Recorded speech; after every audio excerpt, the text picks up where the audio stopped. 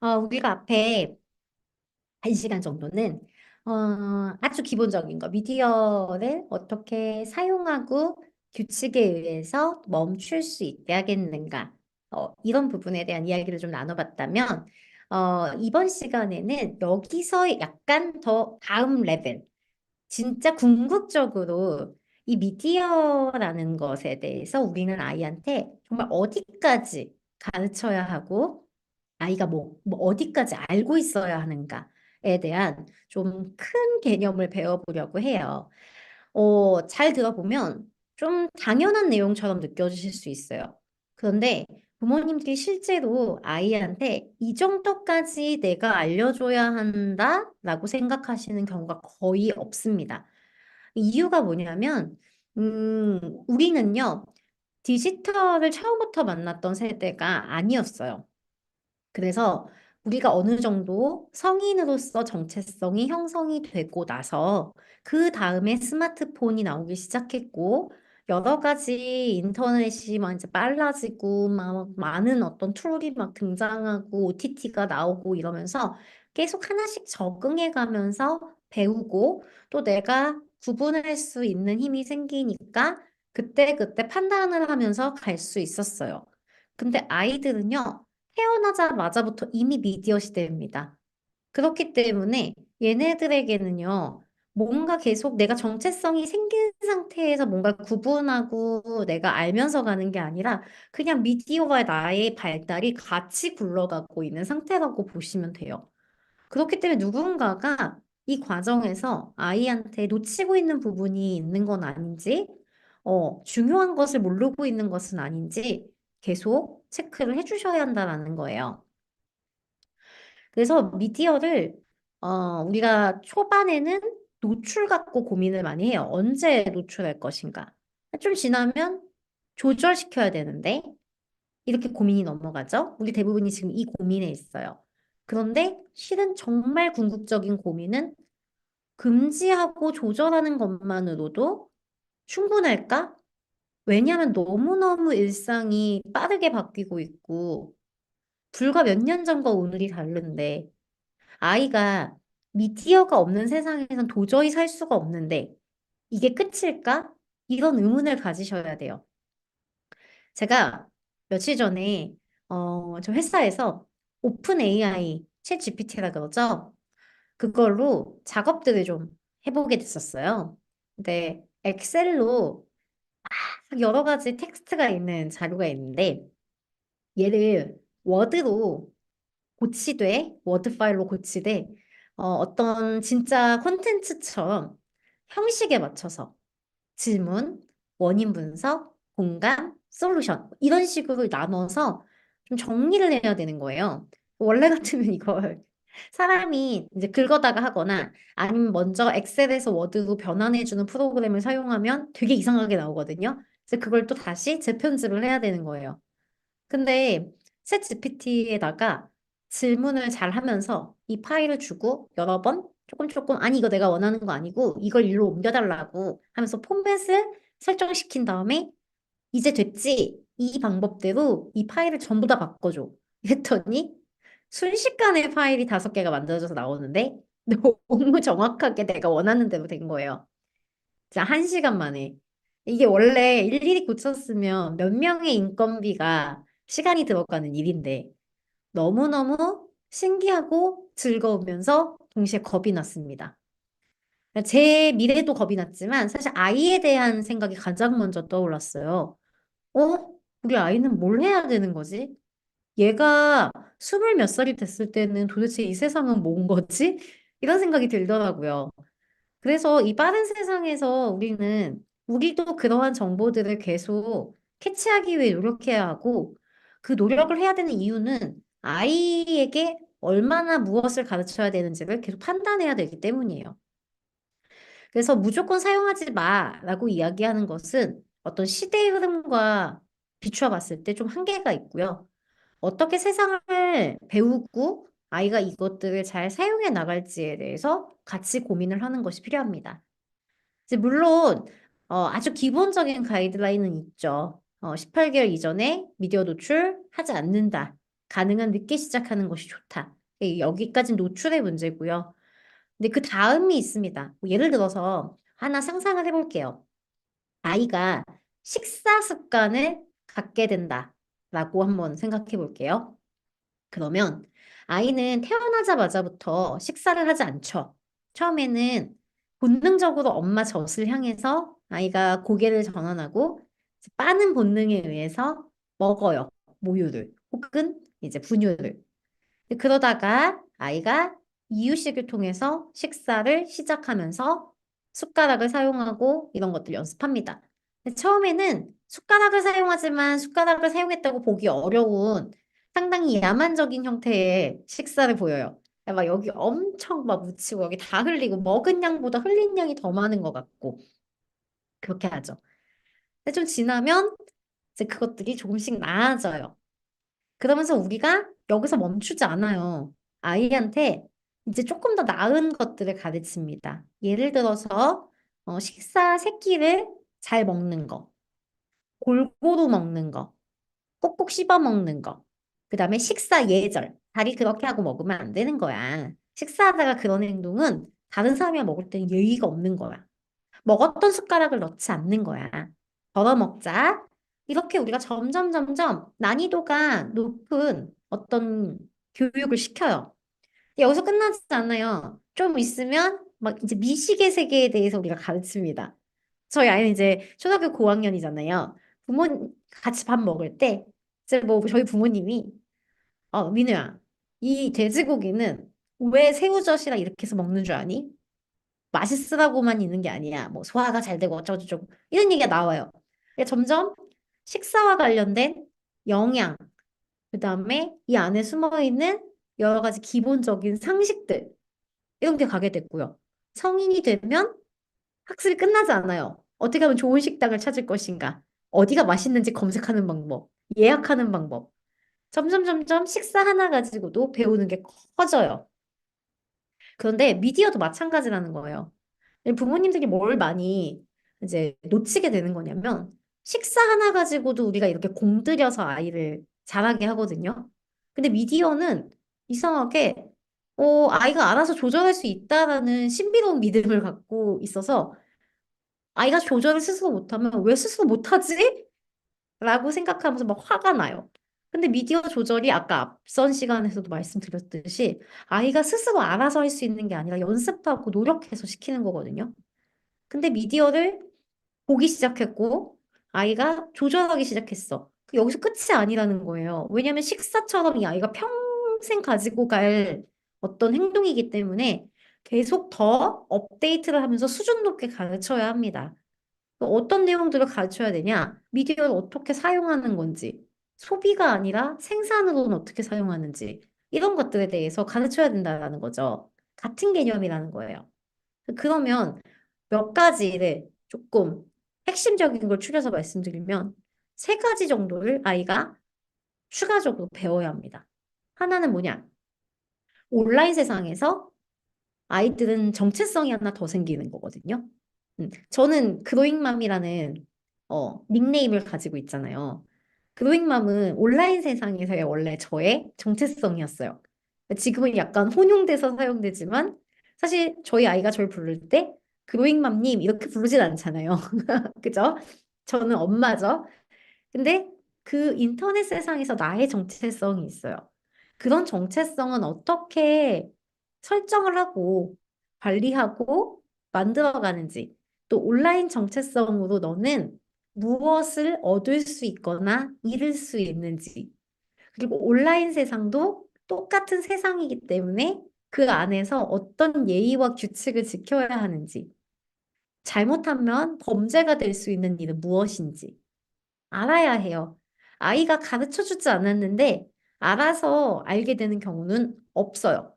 그러면 아이가 진짜로 나쁜 일을 경험해서 배워야 하는데 그러길 원하진 않잖아요. 그러니까 우리가 가르쳐 줘야 하는 내용이라는 거예요. 두 번째는 콘텐츠를 보통 소비하는 것에서부터 미디어 사용이 시작됩니다. TV를 본다, 유튜브를 본다, 게임을 한다. 근데 미디어는 소비의 도구로만 남아있으면 우리는 되게 수동적인 입장이 됩니다. 결국 미래 사회로 갈수록 얼마나 미디어를 생산의 도구로 잘 사용할 수 있는가에 따라 아이들의 삶의 어떤 척도가 달라지게 돼요. 그래서 아이가 이 미디어가 생산의 도구라는 것을 인지하게끔 도와주는 것. 가능하다면 그런 경험을 해볼 수 있게 도와주는 것. 이건 미디어를 소비하는 시간과는 다르게 아이가 배울 수 있는 시간을 주는 거. 이건 굉장히 좋습니다. 그리고 마지막으로는 여기도 세상이고 미디어의 중요성이 많아지면서 그만큼 범죄나 폭력이나 그런 것들이 많아요. 그래서 아이가 스스로를 사이버 폭력이나 개인정보 유출에서 어떻게 보호할 수 있는지, 뭐가 개인정보인지, 이런 것들을 아이 수준에 맞게 점진적으로 배워야 된다는 거예요. 또 미디어 사용을 하다가 멈췄을 때 우리가 아까 뭐 이제 여러 가지 대안 활동을 제시했지만 결국 스스로 이 미디어 사용에서 벗어난 상황에서 나는 무엇을 하면 마음이 편안해지고 어떻게 나를 이완시킬 수 있는지 이렇게 실제 나의 삶과 미디어를 사용할 때 나를 잘 묶어가는 연습 이런 것들이 다 아이들이 추가적으로 업그레이드 버전으로 배워야 하는 내용입니다. 물론 이걸 당장 모든 걸 다 한꺼번에 오늘 당장 이번 연도에 하셔야 된다는 건 아니에요. 오늘 이번 두 번째 회차에 제가 여러분한테 말씀드린 건 정말 이런 것까지 다 우리가 생각은 하고 있어야 한다라는 걸 말씀드려요.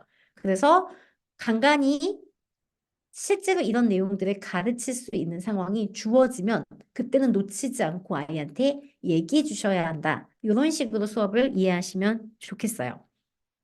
자, 그래서 어떤 것들이 중요한지 조금 나눠서 볼게요. 먼저 첫 번째는요. 미디어 세상이 중요하고 아이들 삶에서 차지하는 게 커질수록 아이가 실제로 지금 살고 있는 오프라인에서의 삶이 엄청 중요해집니다. 참 아이러니하지요? 특히 이제 아이들이 온라인 정체성이라는 걸 생각보다 빨리 만들어요. 왜 그러냐면, 예를 들어서 유튜브나 이런 걸 보기 위해서 뭔가 키즈 모드 계정을 전환하거나 OTT나 이런 데서 그럴 때 이름을 넣게 되어 있어요. 그런 것도 있고요. 게임을 시작하게 되면 바로 온라인 정체성이 생기죠. 내가 나를 대신할 아바타나 캐릭터를 선택하고 그리고 거기 이름 붙이고 분명히 뒤에 있는 사람들이 친구이긴 하지만 어쨌든 지금은 뭐 다랑이하고 민우가 상호작용하는 게 아니라 캐릭터끼리 상호작용을 하고 있는 거고 그렇기 때문에 온라인 정체성이라는 게 생각보다 금방 생기거든요. 그래서 아이들이 영유아 시기부터 초등학교 시기까지 더 중요한 건 실제 얘가 지금 살고 있는 오프라인 관계에서 어떤 경험들을 하고 어떤 관계를 맺느냐예요. 그래서 여전히 부모-자녀 관계, 우리가 알고 있는 그런 상식적인 어떤 상호작용이 굉장히 중요합니다. 특히 온라인의 비중이 되게 높아지는 걸 우리가 다 막을 수가 없어요. 그러니까 집에서 아이가 사용하는 시간은 규칙에 의해서 조절할 수 있지만 실은 그 외에 학교에 가도요. 아이 수업 들은 내용 보면 뭔가 미디어도 같이 다 같이 뭘 보고 거기에 대해서 막 쓰기도 하고 이렇게 활용을 하더라고요. 그러니까 아이가 되게 여러 곳에서 미디어를 계속 접해요. 그냥 지나가다가도 보고. 그러면 이 전체 양은 계속 늘어날 거예요. 내가 통제하는 거 외에도. 그럴수록 아이가 실제 자기의 삶에서 나는 엄마 아빠하고 실제 살아있는 사람들하고 어떻게 대화를 나누고 그들과 신체 접촉을 하고 눈빛을 교환하고 이 경험이 너무 중요해진다는 거예요. 그래야지만 아이가 진짜 나의 삶이 견고하게 선 상태에서 미디어를 도구로서 그리고 그 안에 있는 온라인의 정체성인 나는 나의 부캐이자 또 하나의 온라인 세상의 나로서 내가 중심을 잡고 갈 수 있어요. 헷갈리지 않는다라는 얘기예요. 그래서 복잡하게 설명했지만 그냥 중요한 건 그냥 여러분과 아이의 관계가 중요하다는 겁니다. 미디어가 많아질수록 그냥 아이하고 실제로 같이 자전거 타고 이야기 나누고 역할 놀이하고 그 시간이 너무 중요하다라는 거예요. 여기에 초점을 두어 주셔야 됩니다.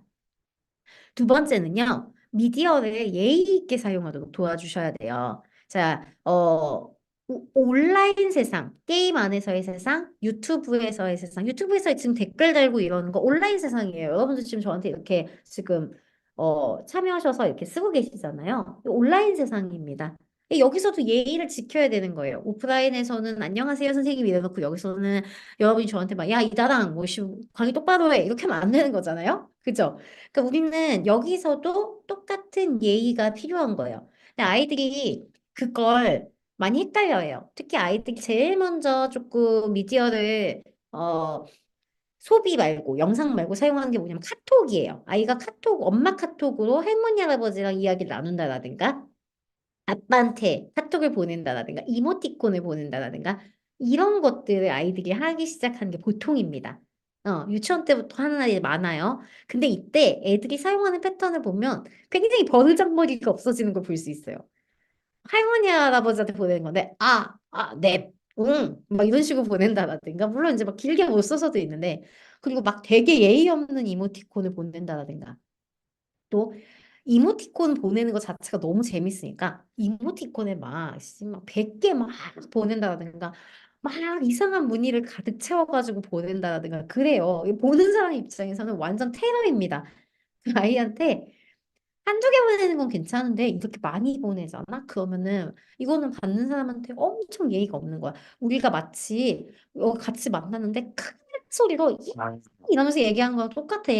너무 깜짝 놀란다고. 그래서 이모티콘을 많이 보내고 싶으면 그러면은 너가 너한테 보내는 아니면 지금 엄마 카톡에서 엄마가 엄마한테 보내는 이 카톡방에서만 네가 이모티콘을 눌러보고 연습할 수는 있는데 다른 사람한테 이렇게 막 보내면 안 되는 거야. 라고 가르쳐 줘야 되는 거예요. 안 그러면 친구들끼리도 난 배운 적이 없으니까 똑같은 패턴으로 하게 돼요. 그래서 온라인 세상에서의 예의도 자연스럽게 배울 수 있는 단계가 분명히 여러분한테 찬스가 올 것이다. 라고 봐주시고요. 그 다음에 이제 아이들이 유튜브 보기 시작하면 질문해요. 이거 엄마 이거 나도 댓글 달아도 돼? 라든가 좋아요 눌러봐도 돼? 근데 아이들한테 이때 그게 눌러 써봐 보통 이렇게 하시거든요. 근데 아이한테 좋아요를 누른다는 게 어떤 의미인지 알고 있어? 어떤 의미야? 라고 질문을 해볼 수도 있고요. 그 다음에 함부로 막 싫어요 이런 거 누르면 이거 보는 사람이 속상하다라는 상대방의 감정. 그러니까 네가 이거 유튜브 보고 있지만 이 유튜브를 만들고 여기에 있는 사람은 실제 존재하는 사람이야. 그러니까 너가 하는 말을 다 보고 거기에 대해서 힘을 얻기도 하고 상처를 받을 수도 있는 거야. 그래서 댓글을 쓰고 싶어. 어떤 댓글 쓰고 싶은 거야? 응원하고 싶다고, 잘 보고 있다고 하고 싶다고, 너무 좋아하시겠다. 이렇게 네가 하는 행동은 실제 살아있는 사람들에게 영향을 미치는 행동이라는 것을 가볍게 무슨 훈화 말씀하듯이 길게 하실 필요는 없지만 간단하게나마 기회가 닿을 때는 이야기해 주시면 너무 좋습니다. 그 다음에 이제 마지막으로 아이들이 이제 카톡과 더불어서 제일 다음으로 많이 사용하는 게 사진이죠. 그러니까 부모님이 날 찍는 걸 많이 보니까 이제 아이들이 카메라를 되게 잘 알아요. 그래서 엄마 아빠 카메라로 자기가 막 이상한 거 찍어 놓는 경우도 되게 많고 그런 거 너무 귀엽잖아요. 근데 이제 어디 뭐 놀러 가거나 하면 아이가 이제 나도 사진 찍어 볼래 이러면 이제 아이한테 휴대폰을 주게 되잖아요. 근데 그러면 아이가 그때 사진 찍을 때 이렇게 막 찍어요. 근데 그때 아이한테 옆에서 보고 사람의 얼굴이 다른 사람 얼굴 그대로 노출된 게 찍히거나 이러면 아이한테 얘기해 주셔야 돼요. 땡땡아 사진을 찍을 때 너무 좋은데 사실 이 사진에는 우리가 모르는 사람의 얼굴이 들어가지 않게 최대한 찍는 게 중요해. 네 얼굴 다른 모르는 사람이 찍으면 속상하잖아. 그리고 게다가 못생기게 나오면 너무 속상하잖아. 그러니까 사진에 모르는 사람의 얼굴을 막 이렇게 신체를 찍으면 안 되는 거고, 이런 사진들은 삭제하고 어디 올리면 안 되는 거야. 그리고 가족에게 사진 찍을 때도 가능하면 찍어도 돼요? 라고 물어보는 게 좋아. 라고 아이한테 얘기해 주시는 거예요. 이거는 이미 미취학 연령부터 아이가 충분히 이런 기회가 있을 수 있고, 아이들한테 미디어 노출 안 하시는 분들도 이제 사진이나 이런 거는 또 그래도 같이 보기도 하고 아이가 찍게도 하시거든요. 그러니까 그런 기회 놓치지 마시고 아이한테 이야기를 해주시는 게 중요하겠습니다. 자, 그다음에 세 번째는요, 미디어를 적극적으로 사용하게 도와주시면 좋아요. 미디어는 소비의 도구로만 사용되어서는 안 돼요. 그럼 사실 아이한테 경쟁력이 없죠. 그래서 미디어 자체가 미디어 기기 이런 것들이 생산의 도구라는 것들을 직간접적으로 알려주시면 좋습니다. 어떤 방법들이 있냐면 부모님이 미디어나 혹은 스마트폰, 노트북 같은 기기를 사용할 때 아이한테 그냥 은연중에 저는 보여주거든요. 아니면 아이가 와서 이렇게 뭐 하는지 엄마 뭐 해? 이러면서 보면 아이한테 굳이 그냥 엄마 이래 이렇게 안 하고 설명을 많이 해줍니다. 이 컴퓨터로 뭐 패드로 유튜브도 볼 수 있지만 이렇게 그림을 편집할 수도 있어. 라고 얘기한다라던가 엄마 지금 이 문서를 여기다 만들고 있는 중이야. 이렇게 키보드를 치면 내가 쓰려고 하는 글이 여기에 이렇게 남아서 저장이 되거든. 하면서 아 이게 휴대폰 그다음에 스마트 기기, 패드, 그다음에 노트북 이런 것들이 아 그냥 뭘 보는 것만이 아니라 이런 것들을 할 수 있는 도구구나라는 걸 부모의 삶에서 자연스럽게 보는 것이 참 좋습니다. 또 여기서 조금 더 적극적으로 나아간다면 아이가 뭘 모르거나 뭐 하고 싶어 할 때 검색하고 사진 검색하고 종이접기 방법 찾고 수수께끼 문제 찾고 이런 것들 아이가 해보도록 아니면 이런 방법이 있다는 걸 같이 해보도록 하면 좋고요. 그 다음에 기록한 것을 저장하면서 계속 놔두는 거. 저는 이제 아이가 그린 그림을 사진으로 찍어서 미디어에 이제 노션 안에 어떻게 저장을 하고 있는지를 보여준 적이 있어요. 그 온라인 안에 앨범을 만들어서 누적을 시켜놓는 거죠. 그럼 아이가 아 이게 이런 기능이 있구나라는 걸 자연스럽게 알게 되겠죠. 그 다음에 실제 그림을 그린 것들을 저장해 주기도 하고요. 그 다음에 엔트리 같은 것들, 네이버에서 제공하는 엔트리 같은 걸로 간단한 코딩 같은 것들을 할 수 있게 기회를 주셔도 좋아요. 저는 초등학교 한 3학년쯤 됐을 때에는 직접 미디어 사용 시간 안에 코딩 놀이도 넣어서 사용할 수 있게끔 해주었어요. 그래서 여러분 참고하셔서 이렇게 접근해 주시면 좋습니다. 자, 그 다음에요. 굉장히 이제 난감한 경우인데, 이 알고리즘이 저희가 아무리 관리하고 잘 그래도 이게 잘못된 정보나 나쁜 정보를 만날 수밖에 없어요.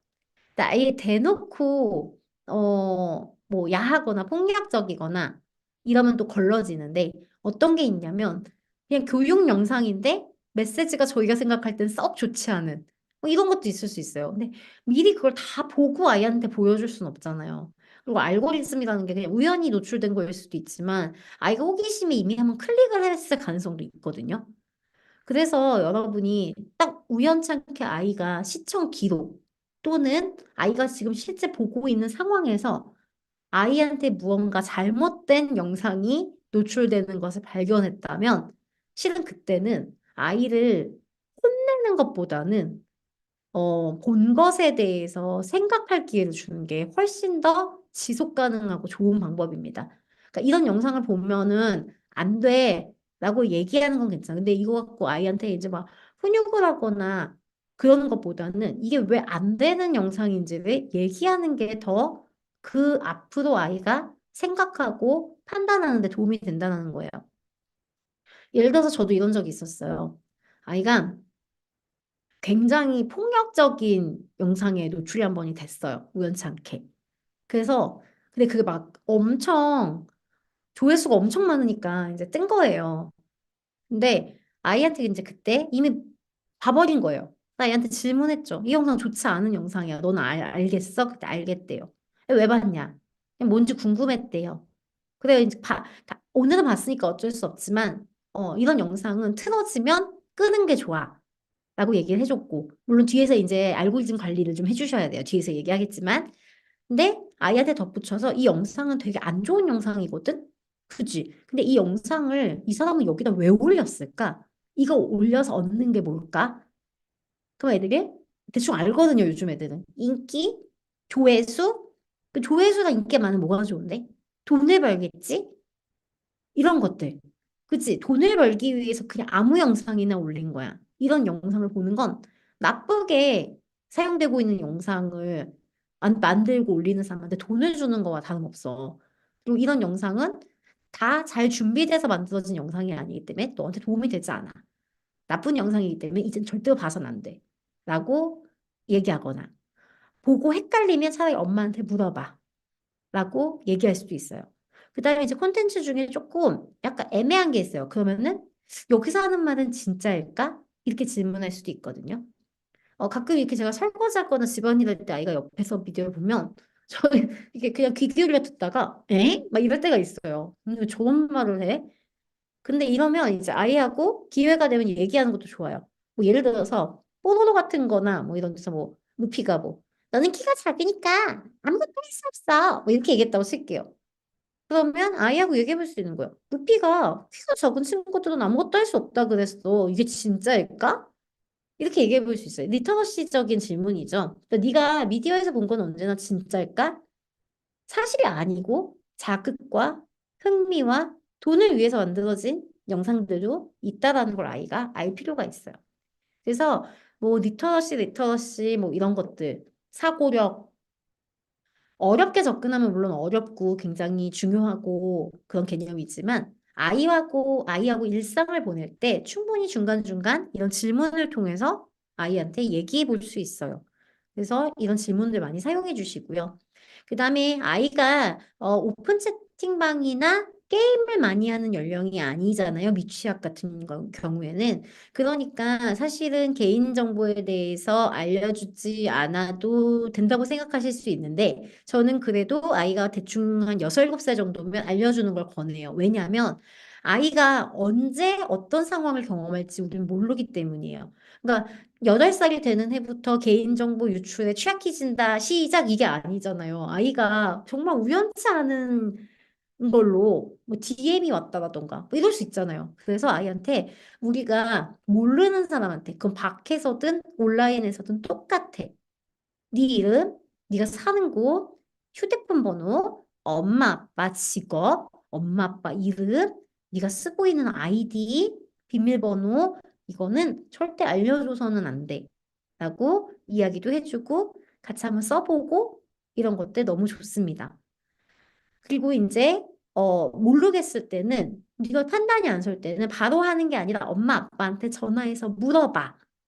라고 한 번 더 제동 장치를 걸어주시면 좋아요. 왜냐면 애들은 이거 얘기하지 마라고 끝나잖아요. 그러면 갑자기 잠깐만 조금 기출 변형이 와. 상대방이 조금 예를 들어 뭐 친절하다라든가 뭔가 그럴싸한 이유가 있다라든가 기출 변형이 생기면 아이가 당황해요. 이건 엄마가 아빠가 얘기한 거랑 좀 다른 상황인데? 그러면 아리까리하죠. 그때의 대안을 꼭 같이 얘기해 주셔야 돼요. 네가 들어봤는데 약간 헷갈려. 그러면은 행동하지 않고 엄마 아빠한테 다시 묻는 거야. 엄마 이거 알려줘도 되는 거예요? 라고 질문해 줘. 라고 여기까지 2차 대안을 이야기해 주시면 좋습니다. 그리고 사실 우리도 개인정보에 대해서 좀 잘 알아야 돼요. 특히 이제 쉐어헌팅이라는 말이 있죠. 저는 이미 이제 아이에 관련된 내용, 사진 이런 거 모두 검토받아서 올리는 처지가 되었죠. 근데 그뿐만 아니라 아이가 이제 원하지 않으면 이제 저는 못 올려요. 아이가 아주 어릴 때는 제가 인스타그램 하는 줄 모르니까 그냥 사실 그냥 귀여우면 살짝 올리고 이랬는데 지금은 아이가 딱 검열을 하거든요. 근데 아이가 허락하지 않았는데 제가 올리면 안 된다는 거예요. 왜냐면 저는 아이의 권리를 그러면 제 아이의 권리를 침해하는 거죠. 그다음에 이제 사진 올릴 때도 여러 번 다시 주의 깊게 살펴보시면 좋아요. 그러니까 우리는 아이의 어떤 부분만 보고 그냥 예뻐서 올렸는데 실은 뒤에 유치원 가방이 노출된다라던가 아니면 뒤에 무슨 길 이런 식으로 그 지형이 어디인지 지역을 알 수 있는 좌표가 찍힌다라든가 그런 경우 생각보다 너무 많아요. 아파트의 외관과 뭐 305동 뭐 이런 숫자가 보이는 거. 그다음에 뭐 아이 그 가방 옆에 있는 이름 태기 유출되는 경우. 그다음에 생리현상 같은 것들 귀엽다고 그냥 변기에 앉아 있는 거 찍고 목욕하고 있는 거 찍은 거 올리고 이런 것들은 좀 아이한테 치명적일 수도 있기 때문에 위험할 수 있기 때문에 또 우리가 아이한테 그것을 존중해 준다는 걸 보여줘야 아이도 다른 사람의 권리를 존중하기 때문에 이런 부분들을 좀 신경 써서 알려줘야 되는 것들이 쉐어런팅이다라고 보시면 돼요. 자, 그래서 부모님들도 미디어를 생산적이고 건강하게 사용하는 걸 좀 적극적으로 보여주실 필요가 있어요. 왜냐면 대부분의 부모님들이 물론 이제 일하시는 분들 밖에서는 미디어 기기로 일 많이 하시죠. 또 아이가 없을 땐 이것저것 하시죠. 근데 이제 아이 앞에서 주로 보여주는 모습이 사실 우리도 이제 뭐 저녁이거나 아니면은 주말이잖아요. 그러니까 우리가 아이한테 보여주는 모습도 거의 다 소비하는 모습을 보여줘요. 드라마 보는 거, 누워서 보면서 드라마 보고, 뭐, 유튜브 돌려보고. 그러면 아이가 보고 있는 모습이 더 크다라는 거예요. 사실 아이한테 왜 잠자기 전에는 미디어 기기 사용하지 말지 한 시간 전에는 해놓고 엄마 아빠는 침대에 누워서 봐. 그대로 다 노출이 되죠. 그래서 사실 부모로서 하는 거에 대한 부담이 이런 겁니다. 행동으로 보여줘야 된다는 거예요. 그다음에 미디어를 잘 사용하고 잘 멈추는 걸 사실 우리도 잘 보여줘야 돼요. 그래서 저는 약간 티를 좀 내는 편이에요. 아, 씨, 더 보고 싶은데 이제 그만 보고 일해야겠다. 뭐 이런 식으로 얘기해요. 왜냐면 너만 그러는 게 아니라 엄마 아빠도 되게 보고 싶은데 한 개만 보고 이제 딱 정리하고 일을 하자. 이렇게 하거든요. 그럼 아이가 사실 이렇게 봐요. 나만 그런 게 아니라 엄마 아빠도 하고 싶은 것들을 그만하고 이제 해야 할 것들을 하고 이러는 거나 또 사진을 찍을 때도 민우야 여기서 찍어도 돼? 그런 포즈 찍어도 돼? 아이하고 질문하고 상호작용하고 소중히 여겨주는 모습들. 그다음에 가능하다면 스마트 기기를 통해서 엄마 아빠도 생산적으로 무언가 만드는 것들을 많이 보여주세요. 영상을 만든다든가 글을 엄마가 일기를 여기다 써서 기록하고 있어 하면서 휴대폰에 일기 어플 같은 걸 보여준다라든가 엄마가 SNS에다 이런 걸로 엄마의 기분을 매일매일 기록하고 있어 이런 것들 아이한테 은연중에 얘기하는 것들이 아이가 자연스럽게 미디어라는 거는 단순히 영상을 보는 게 아니라 이런 다양한 것들이 다 가능하구나라는 걸 배울 수 있어요. 자, 그다음에 이거 좀 중요한 건데, 사실은 따로 관리를 좀 해주셔야 돼요. 초등학교까지는요. 아이가 사용할 수 있는 스마트 기기는 아까 권한이 부모님한테 있다라고 제가 말씀을 드렸죠. 그래서 꼭 별도로 관리를 해주셔야 하고요. 생각보다 아이들의 휴대폰을 가끔씩 가져와서 좀 검토를 하셔야 되는데, 아니면 가족이 같이 쓰는 스마트 패드나 이런 것도 불필요한 앱 같은 게 이것저것 애들이 누르다 많이 깔려요. 그래서 그런 거 다 정리해 주셔야 되고요. 왜냐면 이런 걸 통해서 은연중에 내가 개인정보를 유출하게 될 가능성도 높고 해킹당할 가능성도 있고 이렇기 때문에 불필요한 앱 처음 보는 거 이런 건 좀 많이 없애주시고요. 그 다음에 아이 소유의 핸드폰이 생기는 경우가 있어요. 그러면 이런 경우에는 가끔씩 저는 이제 앞에서 보면 아이가 기분 나빠해서 아이가 잘 때 보고선 점검을 합니다. 그래서 불필요한 스팸 문자는 사실 제 거는 스팸 와도 그냥 놔두는데 아이 거는 다 수신 거부 동의 그거 해제 그거 다 하고요. 차단 걸고요. 이래야 되고요. 그다음에 뭐 안드로이드는 구글 패밀리 링크나 뭐 아이폰은 가족 공유 기능 이런 걸로 해서 규칙 설정하는 거 아시죠? 자동으로 다운되게끔 이렇게 하는 것들도 있고요. 그다음에 뭐 일별로 스크린 타임도 할 수 있고요.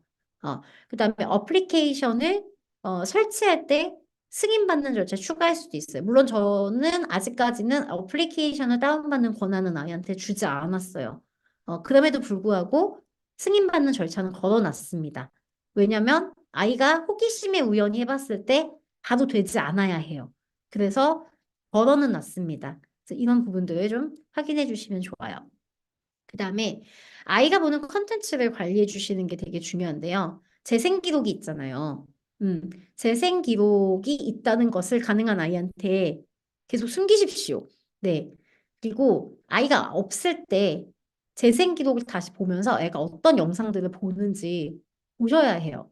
근데 이게 감시하기 위함도 있고, 그다음에 아이가 요즘 이런 걸 좋아하는구나라고 아이에 대한 정보도 얻을 수 있어서 좋아요. 왜냐면 아이가 어릴 때는요, 우리가 아이가 보는 게 뭔지가 뻔해요. 왜냐면 뽀로로 봐요. 홀리 봅니다. 카봇 보고, 뭐 뻔한 걸 봐요. 옥토너 보고. 근데 아이가 조금만 딱 초등학교 이상으로 넘어가잖아요. 그럼 아이가 보는 콘텐츠 우리가 다 몰라요. 제가 뭘 보는 건지 모른다고요. 게임도 뭔지 몰라요. 도대체 마인크래프트는 뭐고 어몽어스는 뭐냐? 몰라요. 무한의 계단, 저 뭐냐? 전 사실 제가 좀 해보는 편이에요. 도대체 뭔데 일어나 하고. 근데 거기까지 하면 좋지만 그렇지 않더라도 적어도 아이가 뭘 보는지를 계속 관심을 갖는 것 자체가 아이가 조절하고 또 유해한 것들로부터 보호되고 그다음에 아이가 규칙을 어기고 힘들어할 때 그 규칙을 수정해 주는데도 도움이 돼요. 그다음에 이거는 생각보다 너무 당연한 건데 가끔 놓치시는 분들이 있어서 말씀드려요. 부모가 시청하는 계정과 아이가 시청하는 유튜브 계정을 같이 그냥 쓰시는 분들이 종종 있어요. 근데 그러시면 안 되고요. 아이가 사용하는 계정을 하나 새로 파서 하시는 게 좋습니다. 왜냐면 좀 더 지나면 이제 애가 키즈에 머물지도 않을 뿐더러 내가 보는 것들이 알고리즘 같이 섞여서 나오기 때문에 아이가 보고 있는데 사랑과 전쟁 이런 게 나올 수 있어요. 그래서 아이가 아이 알고리즘으로 움직이게끔 봐야 우리가 그것들을 정리할 수도 있고 시청 기록도 보고 그럴 수 있거든요. 그리고 저는 가끔 시청 기록들을 보면서 이거 좀 아니다 싶으면 적게 노출, 차단, 비유사한 계정 차단 이런 거 눌러놓습니다. 그러면은 사실 어느 정도 또 한번 청소가 되는 거거든요. 특히 아이가 어릴 때는 이 작업을 굉장히 많이 했어요. 왜냐면 아이가 검색해서 내가 뭘 보겠다고 결정하기보다는 그냥 이렇게 보이는 걸 누를 때가 많은 시기잖아요. 그래서 그때는 하나하나 이상한 것들은 다 차단하거나 구독 취소시키거나 그렇게 많이 했어요. 관심 없음, 채널 추천 안 함, 이런 버튼 눌러주시면 됩니다. 그다음에 OTT 같은 건 당연히 키즈 모드 있는 거 아시죠? 설정하시고 계정 전환하시고 가장 중요한 건 틀고 하는 권한이 사실 끄는 건 아이가 꺼도 켜는 권한은 부모님이 계속 가져가시는 것을 이제 권해드립니다. 그래서 저는 여기까지 미디어를 조금 더 생산적이게 사용하고 유해한 것들을 컨트롤하고 그다음에 아이가 미디어와 관련해서 조금 더 단순히 규칙을 지키거나 사용하지 않는 것 외에 무엇을 더 알아야 되는가에 대한 말씀을 드렸어요. 모두 다 처음에 말씀드린 것처럼 적용하긴 어렵지만 이런 것까지 다 포함되는구나라고 오늘 한번 정리가 되셨으면 좋겠고요. 기억해 두셨다가 아이가 좀 아닌 것 같은 영상을 보았을 때, 그 질문. 또, 아이한테 좀 안 좋은 게 떴네? 그러면 빨리 내가, 어, 차단을 걸어줘야겠다. 이런 식으로 오늘 들은 강의가 여러분이 일상생활에서 마주하게 되실 때 문득문득 좀 생각이 났으면 좋겠습니다. 그래서 어린아이가 많은 부모님들 듣고 계시다면 당장은 카카오톡이나 사진과 관련된 부분부터 좀 예의 이런 것들을 가르치시면 굉장히 유용할 것 같습니다.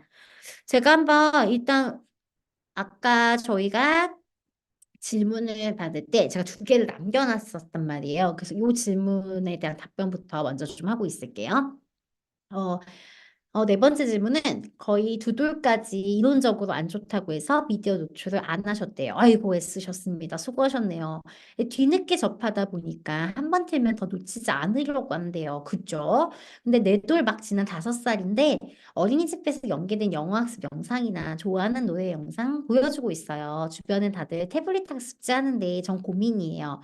태블릿 학습지에 대한 교육맘의 의견은 어떠세요? 라고 했어요. 질문이 여러 가지가 섞여 있는데 하나씩 말씀드리면 사실 미디어가 학습의 도구로 사용되는 것도 미디어가 이제 소비에서 확장된 개념이 된 거죠.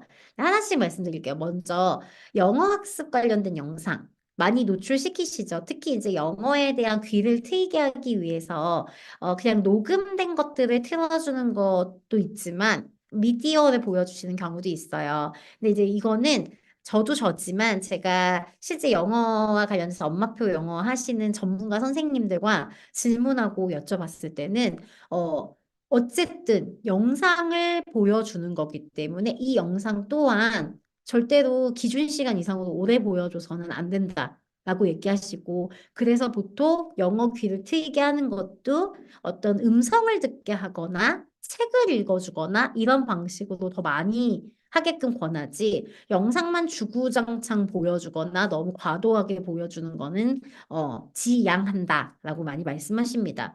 그래서 참고하셨으면 좋겠어요. 노래 영상 이런 거 보여주는 거 나쁘지 않아요. 그런데 이거 좋은 거 같으니까 막 너무 많이 보여주고 이거는 동일한 미디어 적용 규칙이 있어야 된다라고 보고요. 그다음에 영어 학습 영상 봤으니까 두 번째 질문은 태블릿 학습지.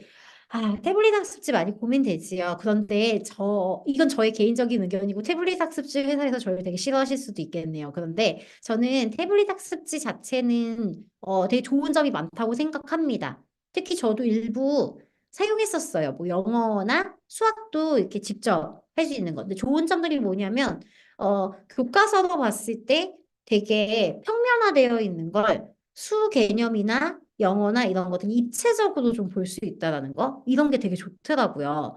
그리고 아이가 어쨌든 반응형으로 움직이니까 실제로 이렇게 갈라보고 모아보고 나누어 보고 이런 개념들이 이제 시각적으로 이해가 되니까 아이들이 조금 더 잘 이해할 수 있고 재미있게 접근할 수 있는 게 되게 큰 장점인 것 같았어요. 그래서 적절히 사용하시는 것은 상관없다고 생각합니다. 근데 저는 태블릿 학습지에 전적으로 의존하거나 혹은 태블릿 학습지가 메인이 되는 것은 좀 반대하는 입장이에요. 왜 그러냐면 첫째는 다른 건 모르겠는데 글자를 읽고 해석하는 건 아이가 실제 종이에 써져 있는 글을 보고 익히는 게 가장 효과적이라고 생각하기 때문이에요. 그리고 아이가 실제로 글을 쓰고 글을 읽고 그래서 학습이라는 게 수학과 영어만 있는 게 아니라 이제 맥락을 또 이해하기도 하고 실제 책처럼 있는 글을 이해하고 이런 게 되게 중요하잖아요. 그 두 번째는 결국엔 아직 학습의 기본은 태블릿 학습지가 아니라 교과서고 페이퍼이기 때문이에요. 그러니까 아이가 태블릿으로 학습하는 거에만 너무 익숙하고 다른 걸로 학습한 경험이 너무 없으면 그냥 평면적으로 책을 가지고 공부하는 게 너무너무 재미가 없을 거예요.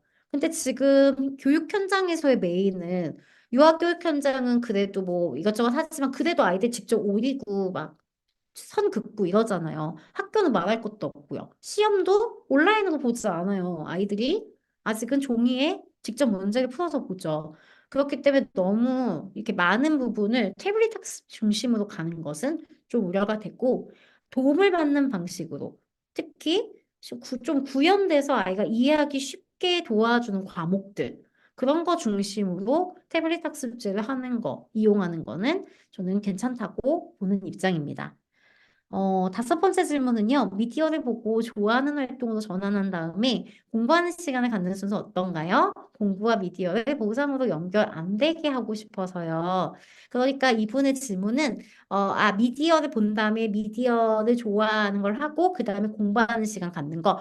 좀 괜찮다고 봅니다. 그러니까 저는 공부를 하고 나면 미디어 볼 수 있어라는 말을 저도 잘 안 해요. 그러니까 예를 들어서 아이가 미디어 이거 엄마 보고 싶은데 그러면 네가 해야 될 걸 다 하고 나면 볼 수 있어. 라고 얘기하지. 네가 이 공부를 하면 이걸 볼 수 있는 거다. 그러니까 좀 같은 말인데 뉘앙스가 다르죠. 그러니까 이거는 너가 해야 되는 일인데 이 해야 되는 일을 하는 것 이거랑 미디어 보는 건 다른 건 거예요. 네가 하고 싶은 것 이건 네가 해야 되는 것. 네가 해야 될 일을 다 마치고 나서 하는 건 괜찮아. 이런 의미는 오케이인데 공부를 하면 미디어 보게 해줄게. 약간 요거는 두 개 다 나중에는 한계점이 금방 드러난다. 그래서 저도 이 부분은 조금 지양하고 있고요. 그래서 미디어 보고 좋아하는 활동하는 건 아이의 흥미와 활동, 그다음에 그걸 하고 멈추는 활동 해서 그냥 따로 떼고 공부는 그거와 상관없이 네가 매일매일 어떤 시간에 해야 하는 습관 그리고 루틴이라고 구분해서 접근하시는 거 좀 굉장히 괜찮다고 생각합니다. 좋은 것 같아요. 네. 그래서 제가 지금 가능하면 주신 질문들을 많이 했는데 제가 여기서 지금 실시간으로 아까 들어왔던 거 몇 개만 말씀드릴게요. 하나 정도는 답변 더 할 수 있을 것 같아서요. 보면은 무한의 계단 얘기가 계속 나오거든요. 그래서 러닝 타임이 길지 않은 바로바로 짧게 짧게 하는 게임 얘기하신 거인가 봐요. 무한의 계단 같은 것도 그렇죠. 죽으면 그냥 금방 끝나니까요. 길게 시간을 주면 너무 빠지는 타입인 것 같아요. 눈앞에 게임이 왔다 갔다 한대요. 저 어릴 때 테트리스가 되게 유행이었는데 테트리스 너무 많이 하고 나서 이렇게 벽을 보면 벽에 테트리스가 왔다 갔다 하는 거예요. 약간 그런 상황이겠죠. 그래서 그냥 계단 올라가는 게임인데 너무 첫 게임이 자극적이었나? 이렇게 얘기하셨는데 무한의 계단이 아니라 어떤 게임이어도 아이한테 첫 게임 경험은 너무 짜릿하고 너무 좋은 경험이고요. 이거는 아이의 행동 패턴을 보시면서 결정을 하시는 게 제일 좋아요. 그러니까 정답이 아이한테 있어요. 그러니까 아까 조절의 핵심은 아이가 어쨌든 하는 것과 하지 않는 것의 균형을 가져가는 거지. 무슨 5개를 보고 그만한다. 무조건 짧게 친다. 이런 원칙이 있는 게 아니라고 말씀드렸잖아요. 그런데 아이들 중엔 그러다 보니까요. 그냥, 야, 너 그냥 무한하게 나 오늘 1시간 내내 하고 싶을 때까지 하고 1시간만 딱 해봐.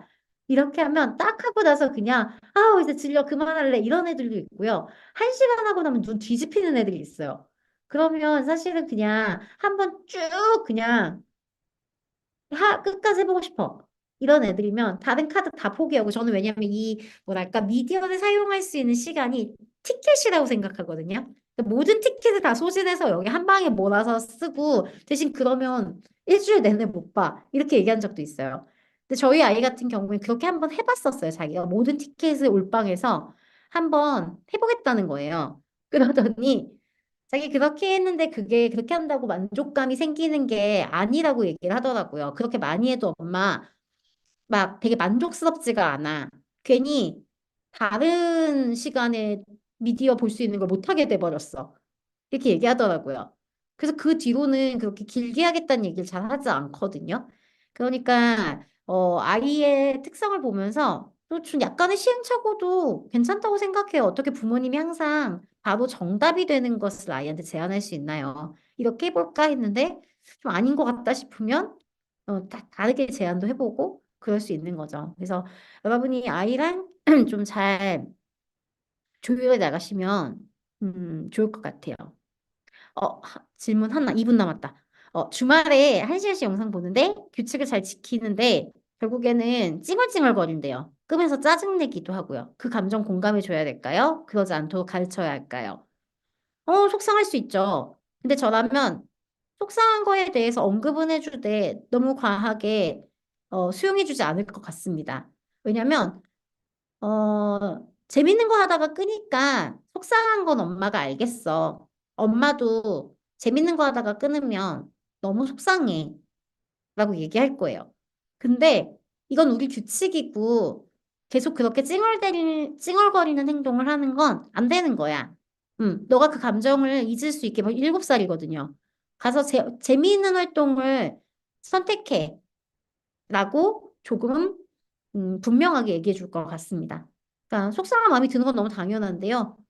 실은 그걸 이 정도의 문제는 아이가 다른 행동을 선택할 수 있게끔 해줘야 하는 연령이고 상황이라고 봅니다.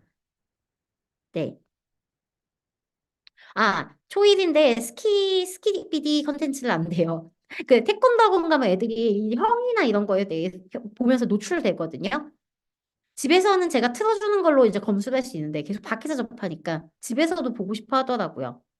밖에선 컨트롤할 수 없는데 어떻게 해야 될까요? 이런 경우 너무 많아요. 저희 아이도 사촌형 집에 가거나 친구네 집에 갔을 때 친구의 형 있으면 이상한 걸 알아가지고 와요. 그런데 어쨌든 집에서는 못 보게 하고 아이가 그렇게 해서 노출되는 건 또 잠깐이에요. 왜냐면 태권도장에서 이걸 막 태권도 하는 내내 보는 게 아니잖아요. 그래서 아이가 실은 좀 어느 정도 아예 노출이 안 될 수는 없어요. 근데 엄마 아빠가 생각하기에 그 콘텐츠는 너한테 지금 적절하지 않아. 그래서 우리 집에서는 너한테 보여줄 수가 없어. 라고 그냥 단호하게 얘기할 것 같습니다. 그리고 밖에서 약간 노출되는 부분은 그냥 이거는 아이가 세상을 살고 있기 때문에 우리가 100% 막을 수 있는 부분은 아니에요. 다만 컨텐츠를 혼자 계실 때 좀 훑어보시고 우려되는 부분이 있다면 아까 제가 얘기한 것처럼 뭐 스키디비 봤대. 그러면 뭐 어떤 걸 봤어? 이렇게 아이한테 좋게 질문해서 아이가 막 뭐 이렇게 얘기를 하면 좀 별로다 싶으면 야, 근데 그거는 너무 좀 뭐 예를 들어 폭력적인 거 아니야? 너무 욕이 많이 나오는 거 아니야? 뭐 이런 식으로 아이한테 구분할 수 있게 네가 노출된 건 그럴 수 있지만 그게 사실 좋은 컨텐츠는 아니야. 라는 걸 아이가 알게 하는 거는 또 다른 개념이라고 생각해요.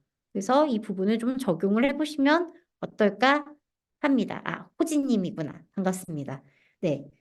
그래서 이상으로 만족스럽습니다. 왜냐면은 가능한 모든 답변을 드리고 싶었는데 답변을 드릴 수 있어서 개인적으로 너무 좋았고요. 긴 시간 미디어에 대해서 이야기 들어주시고 소중한 질문들을 남겨주신 부모님들께 감사드리고요. 또 다양한 상황에서 여러분들과 좋은 콘텐츠로 만날 수 있도록 노력하겠습니다. 또 아이누리 포털 많이 이용해 주시고, 요 관련된 자료도 업데이트 된다고 하니까 다운로드 받으셔서 잘 활용하시면 좋을 것 같습니다. 오랜 시간 함께 해주셔서 진심으로 감사드립니다. 조심히 돌아가세요.